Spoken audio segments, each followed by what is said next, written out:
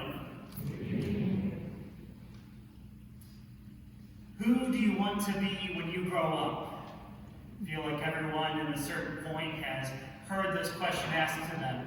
And I think very often we always want to respond with this idea of doing something extravagant.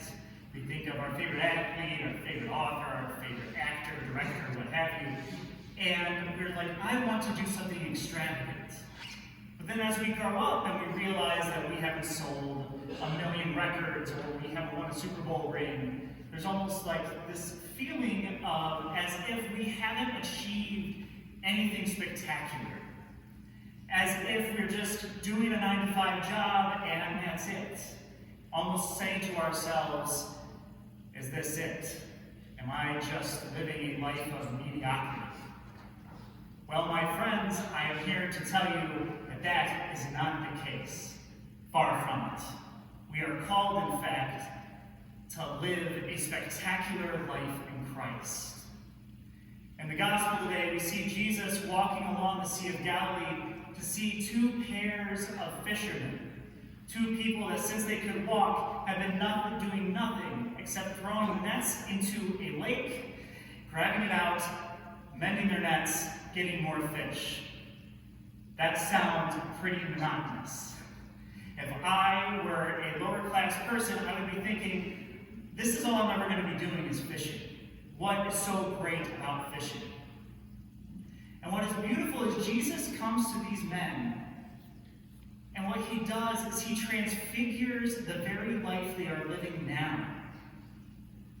He does not come up to them and say, you're mending your nets? Man, that must be horrible.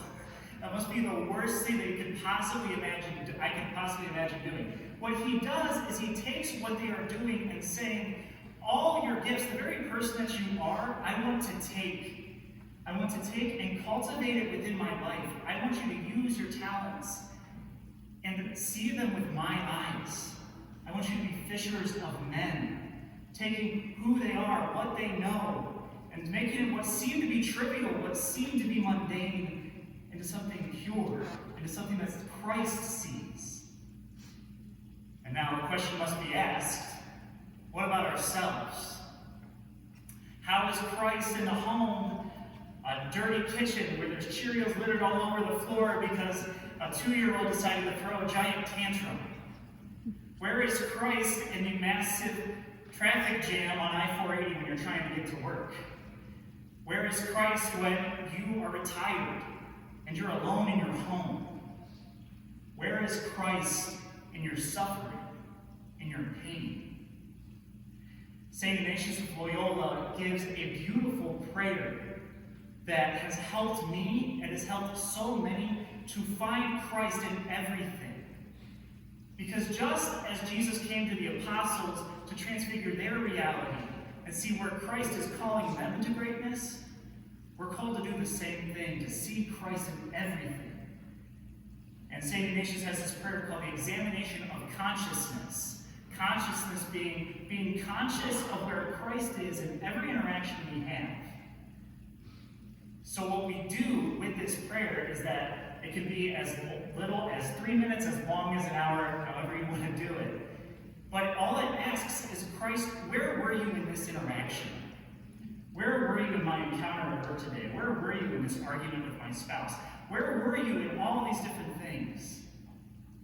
Because when we ask to see Christ and ask Christ to illumine our hearts to where he is active in our lives, to see the spectacular reality of everything we do, we can then see Christ as the good shepherd in that dirty kitchen with the Cheerios all over the floor. We can see the same Christ that says, let the children come to me.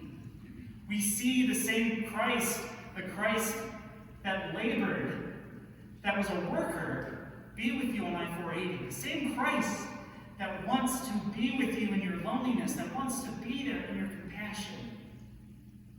And the same Christ that sees your suffering, sees your addiction, sees the pain of encountering loss, extends his wounded hand from crucifixion, saying, I have hurt too.